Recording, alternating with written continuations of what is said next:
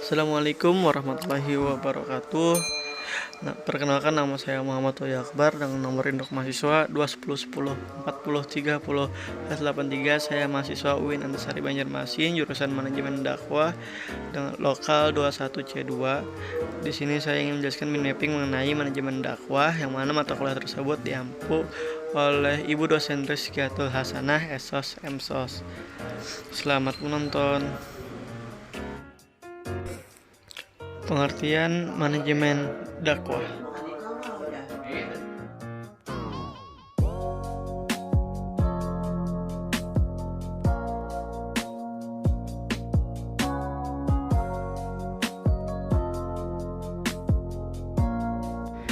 Pengertian manajemen. Secara etimologis, kata manajemen berasal dari bahasa Inggris manajemen, yang berarti ketataklaksanaan, tata pimpinan, dan pengelolaan. Dalam bahasa Arab, istilah manajemen diartikan sebagai an-nijam atau at-tanjim, yang merupakan suatu tempat untuk menyimpan segala sesuatu dan penempatan segala sesuatu pada tempatnya. Sedangkan secara terminologi, ada banyak definisi yang dikemukakan oleh para ahli. Di antaranya adalah sebuah proses perencanaan, pengorganisasian, pengaturan terhadap para anggota organisasi, serta penggunaan seluruh sumber-sumber yang ada secara tepat untuk meraih tujuan organisasi yang telah ditetapkan. Robert Kreitner mendefinisikan manajemen sebagai suatu proses kerja melalui orang lain untuk mencapai tujuan organisasi dalam lingkungan yang berubah. Pengertian dakwah. Secara etimologis, dakwah berasal dari kata bahasa Arab yaitu da'a, da'wat, doa, memanggil, seruan, permohonan, dan permintaan. Pada tataran praktik, dakwah harus mengandung dengan melibatkan 3 unsur, yaitu penyampaian pesan, informasi yang disampaikan, dan penerima pesan. Namun, dakwah mengandung pengertian yang lebih luas dari istilah-istilah tersebut, karena istilah dakwah mengandung makna sebagai aktivitas penyampaian ajaran Islam, menyuruh berbuat baik dan mencegah perbuatan jahat, dan memberikan kabar gembira dan peringatan bagi manusia. Secara terminologis, pengertian dakwah dimaknai dari aspek positif ajakan tersebut, yaitu ajakan kepada kebaikan dan keselamatan dunia akhirat. Sementara itu, para ulama memberikan definisi yang bervariasi, antara lain Ali Mahfud dalam bukunya Hidayatul Mursyidin mengatakan dakwah adalah mengajak manusia untuk berbuat kebaikan serta mengikuti tuntunan agama, menyeru mereka kepada kebaikan dan mencegah mereka dari perbuatan mungkar untuk mencapai kebahagiaan dunia dan akhirat. Muhammad Khidir Hussein dalam bukunya Dakwah Al-Islah mengatakan dakwah adalah upaya untuk memotivasi orang agar berbuat baik dan mengikuti jalan petunjuk dan melakukan amar ma'ruf nahi munkar dengan tujuan mendapatkan kesuksesan dan kebahagiaan di dunia dan di akhirat. Ar-Rasyid Shaleh mengartikan manajemen dakwah sebagai proses perencanaan tugas, mengelompokkan tugas, menghimpun dan menempatkan tenaga-tenaga pelaksana dalam kelompok-kelompok tugas, dan kemudian mengarahkan ke arah pencapaian tujuan dakwah. Inilah yang merupakan inti dari manajemen dakwah, yaitu sebuah pengaturan secara sistematis dan koordinatif dalam kegiatan atau aktivitas dakwah yang dimulai dan dari sebelum pelaksanaan sampai akhir dari kegiatan dakwah. Fungsi manajemen dakwah. Yang pertama, fungsi perencanaan dakwah. Perencanaan merupakan gambaran dari suatu kegiatan yang akan datang dalam waktu tertentu dan metode yang akan dipakai. Oleh karena itu, perencanaan merupakan sikap mental yang diproses dalam pikiran sebelum diperbuat. Ia merupakan perencanaan yang berisikan imajinasi ke depan sebagai suatu tekad bulat yang didasari nilai-nilai kebenaran. Oleh karena itu, kegiatan-kegiatan dakwah dapat diatur sedemikian rupa dan sehingga dapat mencapai sasaran dan tujuannya. Kedua, mencari berbagai tindakan dakwah. Tindakan dakwah harus relevan dengan sasaran dan tujuan dakwah. Mencari dan menyelidiki berbagai kemungkinan rangkaian tindakan yang dapat diambil. Sebagai tindakan yang bijaksana, tindakan dakwah harus sinkron dengan masyarakat Islam, sehingga tercapai sasaran yang telah ditetapkan. Ketidaksinkronan dalam menentukan isi dakwah dapat menimbulkan dampak negatif terhadap pribadi muslim. Yang ketiga, prosedur kegiatan. Prosedur adalah serentetan langkah-langkah akan tugas yang berkaitan yang menentukan dengan cara-cara selangkah demi selangkah dengan metode yang tepat dalam mengambil kebijakan. Prosedur kegiatan tersebut merupakan suatu gambaran mengenai sifat dan metode dalam melaksanakan suatu pekerjaan, atau dengan kata lain, prosedur terkait dengan bagaimana melaksanakan suatu pekerjaan. Yang keempat, penjadwalan dalam kurung schedule. Schedule merupakan pembagian program dalam kurung alternatif pilihan menurut deretan waktu tertentu yang menunjukkan suatu kegiatan harus diselesaikan. Penentuan waktu ini mempunyai arti penting bagi proses dakwah. Yang kelima, penentuan lokasi. Penentuan lokasi yang tepat turut mempengaruhi kualitas tindakan dakwah. Oleh karena itu, lokasi harus dilihat dari segi fungsionalnya, dari segi untung ruginya. Sebab lokasi yang sangat berkait dengan pembiayaan waktu, tenaga, fasilitas, atau perlengkapan yang diperlukan. Untuk itulah lokasi merupakan bagian yang tidak terpisahkan dalam rangka perencanaan dakwah. Yang keenam, dana. Setiap kegiatan memerlukan dana. Kegiatan tanpa ditunjang oleh dana yang memadai akan turut mempengaruhi pelaksanaan dakwah. Pusat Dakwah Islam Indonesia memberikan definisi tentang dana dakwah, yaitu segala tenaga dan modal uang peralatan yang dapat dipergunakan dalam kegiatan dakwah. Batasan tersebut meliputi segala pembendaharaan yang bernilai material yang dapat dimanfaatkan sebagai sarana dalam pelaksanaan dakwah. Hakikat dakwah Islamiyah dan ilmu manajemen.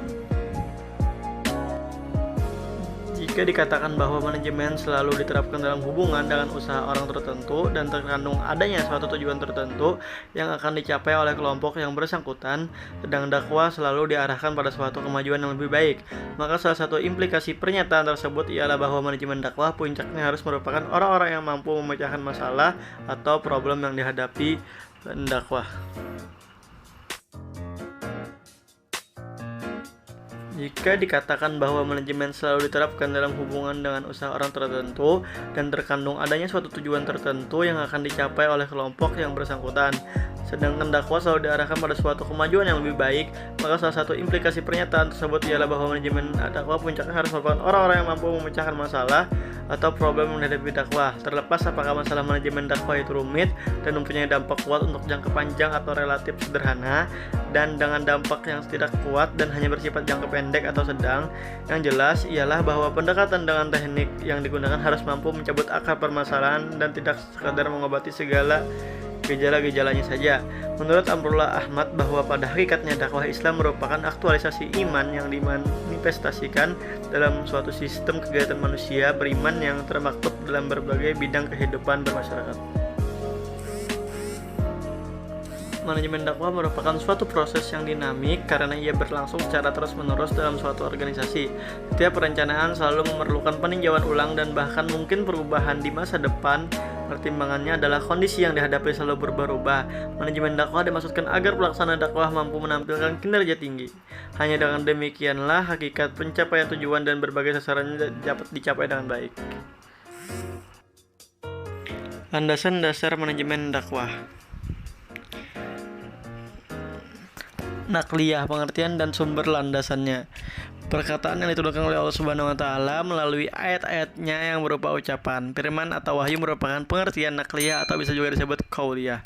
Ilmu nakliyah bersumber dari Al-Quran dan hadis, yang dalam hal ini berperan akal hanyalah menghubungkan cabang permasalahan dengan cabang utama, karena informasi ilmu ini berdasarkan kepada otoritas syariat yang diambil dari Al-Quran dan hadis. Dan dalam Al-Quran ada sumber landasan nakliyah terhadap manajemen dakwah dengan berbagai derivasinya. Misalnya dalam Quran surah Yusuf ayat 33 yang artinya Yusuf berkata, "Wahai Tuhanku, penjara lebih aku sukai daripada memenuhi ajakan mereka kepadaku." Ayat lain yang berbicara tentang dakwah juga ada dalam Quran surah Yunus ayat 25. Ayat ini menjelaskan tentang Allah menyeru agar orang yang muslim masuk ke surga. Firman-Nya, Allah menyeru manusia ke dalam Darussalam dalam kurung surga dan menunjuki orang yang dikehendakinya kepada jalan yang lurus dalam kurung Islam. Akliyah, pengertian dan sumber landasannya. Akliyah yaitu bisa disebut dengan pemikiran atau pola pikir dalam mengaitkan fakta, informasi atau sebaliknya, berlandaskan suatu landasan atau beberapa kaidah tertentu. Akliyah dalam kurung pola pikir adalah cara yang digunakan dalam memahami atau memikirkan sesuatu. Dengan ungkapan lain, akliyah cara yang digunakan untuk mengaitkan fakta dengan maklumat atau maklumat dengan fakta berdasarkan suatu landasan atau beberapa kaidah tertentu. Dari sinilah munculnya perbedaan pola pikir seperti pola pikir Islami, sosialis, kapitalis, Marxis, dan pola pikir lainnya. Unsur-unsur manajemen dakwah.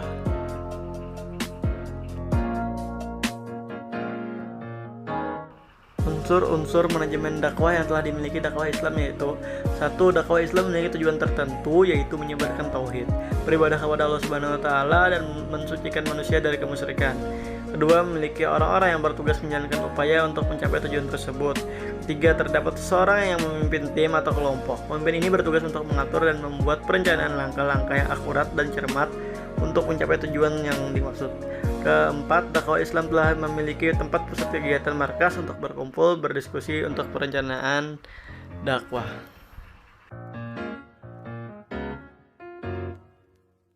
Unsur-unsur manajemen dakwah yang lainnya adalah yang pertama yaitu tanjim, pengorganisasian.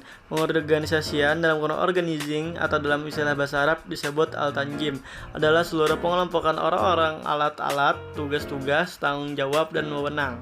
Sedemikian rupa sehingga tercipta suatu organisasi yang dapat digerakkan sebagai suatu kesatuan dan rangka mencapai suatu tujuan yang telah ditentukan. Kedua, tajwid, penggerakan atau pelaksanaan dakwah. Muhammad Munir SAGMA berpendapat dalam bukunya Manajemen Dakwah bahwa pergerakan dakwah konteks ini adalah sejenis pemberian dorongan dalam hal motivasi dalam berdakwah. Menggerakkan konteks ini adalah meluruskan niat dan cara berpikir bahwa menyampaikan nilai-nilai ajaran Islam itu tidak hanya untuk mendapatkan sambutan pujian atau bayaran berupa uang, tapi proses penggerakan itu ada perlu melibatkan niat yang baik, cara yang baik, dan tujuan yang baik pula. Tindakan pimpinan penggerakan para pelaku dakwah untuk melakukan suatu kegiatan itu disebut penggerakan dakwah. Dengan fungsi penggerakan inilah ketiga, manajemen dakwah yang lain baru akan efektif. Yang ketiga adalah taktik dalam kurung perencanaan strategi. Perencanaan strategi adalah awal dari suatu aktivitas manajerial yang terkait dengan beberapa kegiatan untuk kedepannya dalam jangka waktu tertentu. Dalam proses dakwah sangat diperlukan suatu perencanaan. Tanpa adanya rencana, maka tidak akan ada dasar untuk melakukan kegiatan dalam rangka mencapai tujuan. Perencanaan inilah yang menjadi fungsi utama dalam berdakwah, dan hal ini pula yang menjadi tolak ukur dari pelaksanaan kegiatan yang selanjutnya.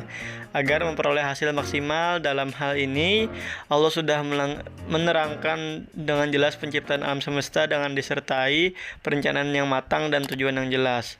Yang terakhir yaitu riqobah atau pengawasan evaluasi. Pengendalian dakwah dan evaluasi dakwah dalam kurung riqobah adalah pelaksanaan aktivitas tugas-tugas dakwah yang sedang berlangsung ataupun dakwah yang telah diselesaikan. Pengendalian dakwah juga berfungsi untuk memonitor keefektifan aktivitas perencanaan sampai dengan aktivitas pengendalian itu sendiri, sehingga mana menghasilkan aktivitas kegiatan dakwah yang optimal. Adapun jenis-jenis pengawasan yang dapat dilakukan antara lain pengawasan intern dan ekstern, pengawasan preventif dan represif, pengawasan aktif dan pasif, pengawasan kebenaran formil menurut hak.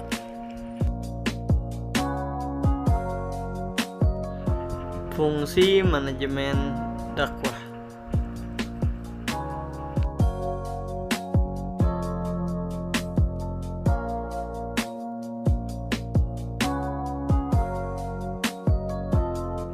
Manajemen organisasi dalam manajemen dakwah.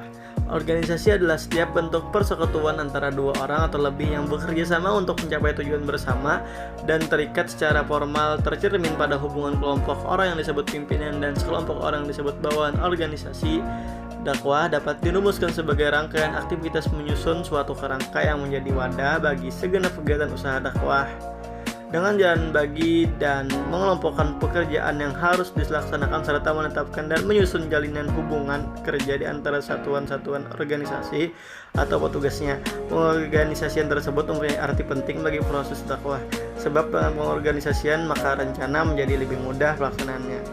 Spesiagian memandang bahwa organisasi dapat ditinjau dari dua sudut, yaitu organisasi sebagai wadah dan organisasi sebagai proses.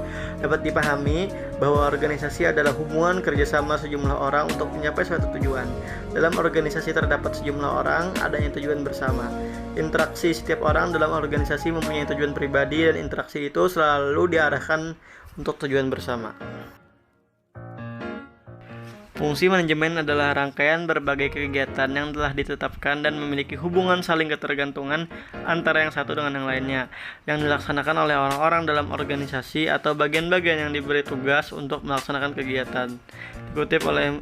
Dikutip Munir dan kawan-kawan dari tahun 2006 halaman 81. Fungsi manajemen dakwah ada 4. Yang pertama yaitu perencanaan dakwah dalam kurung planning atau taktik.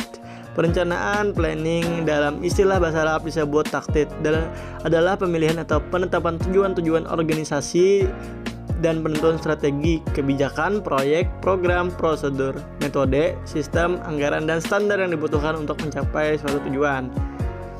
Pengambilan keputusan penting sangat efektif dilakukan dalam proses perencanaan karena dalam banyak hal apabila keputusan tidak dilakukan dalam perencanaan maka segala bentuk kegiatan tidak akan bisa berjalan dengan baik.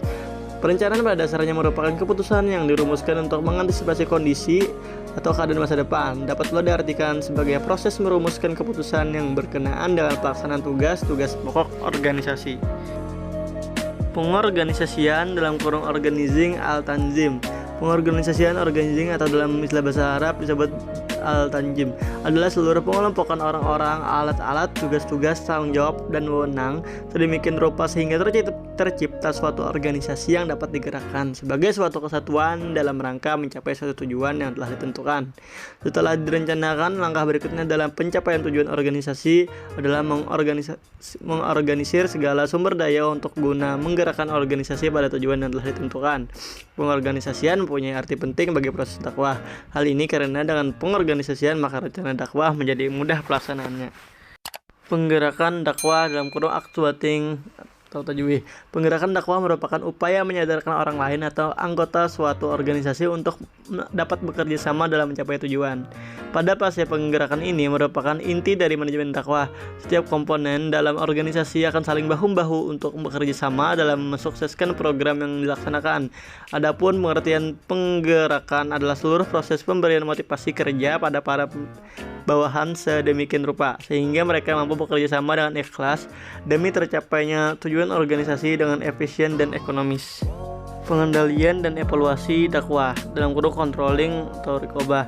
Menurut Gero GRTRI, pengendalian adalah suatu usaha untuk meneliti kegiatan-kegiatan yang telah dan akan dilaksanakan, memberikan saran, tanggapan, evaluasi terhadap suatu kegiatan. Organisasi merupakan suatu kebutuhan untuk menjaga organisasi tetap eksis, sehingga kebutuhan akan evaluasi dan pengawasan sangat dibutuhkan dalam suatu organisasi. Mengevaluasi kegiatan yang telah terlaksana terdiri dari mengevaluasi kekurangannya sampai di mana keberhasilannya. Pelaksanaan yang ideal, bagaimana hal-hal tersebut merupakan bahan-bahan evaluasi yang digunakan oleh para pimpinan untuk memberikan pembelajaran agar pelaksanaan kegiatan berikutnya bisa meminimalisir kekurangan-kekurangan yang telah terjadi pada kegiatan sebelumnya. Pengendalian dan penilaian itu mempunyai kedudukan dan peran yang sangat penting bagi proses dakwah karena pengendalian merupakan alat pengontrol dan sekaligus pendinamis jalannya proses dakwah.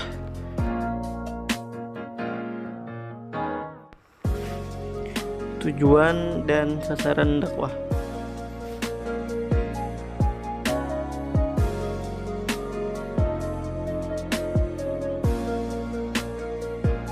Karakteristik tujuan dakwah itu adalah sebagai berikut. A. Sesuai, suitable. Tujuan dakwah bisa selaras dengan misi dan visi dakwah itu sendiri. Yang B. Berdimensi waktu, measurable time. Tujuan dakwah harus konkret dan bisa diantisipasikan kapan terjadinya. C. Layak, feasible. Tujuan dakwah hendaknya berupa suatu tekad yang bisa terwujudkan, realistis. D. Luwes, fleksibel. Itu senantiasa bisa disesuaikan, peka, dalam kurung sensitif terhadap perubahan situasi dan kondisi umat. Yang kelima yaitu bisa dipahami, understandable. Tujuan dakwah harus mudah dipahami dan dicerna. Sasaran dakwah. A. Mengajak orang yang belum masuk Islam untuk menerima Islam. B. Amar ma'ruf, perbaikan dan pembangunan masyarakat. C. Nahi mungkar adalah muatan dakwah yang berani usaha mendorong dan menggerakkan umat manusia untuk menolak dan meninggalkan hal-hal yang mungkar. Tujuan dakwah terbagi menjadi dua, yaitu tujuan urgen dan tujuan insidental. Tujuan dakwah yang bersifat urgen adalah mengatasi permasalahan-permasalahan penting dan rumit yang dihadapi umat serta memerlukan jalan keluar dengan sesegera mungkin, yaitu permasalahan yang menghambat terwujudnya tatanan masyarakat Islami, baik yang bersifat individual maupun sosialnya. Adapun tujuan insidental dalam dakwah adalah memecahkan permasalahan yang terjadi sewaktu-waktu seperti patologi sosial, praktek KKN, pungli, pemasaran, pemahaman ajaran yang tidak benar, dan permasalahan sosial lainnya. Sekian dari saya, terima kasih banyak yang telah menonton. Semoga video ini bisa dapat bermanfaat bagi kalian semua, amin. Apabila terdapat kesalahan kata maupun pengucapan kalimat, mohon dimaafkan. Saya Muhammad Wahyu Akbar izin pamit undur diri. Wallahul muwaffiq ila aqwamit thoriq. Wassalamualaikum warahmatullahi wabarakatuh.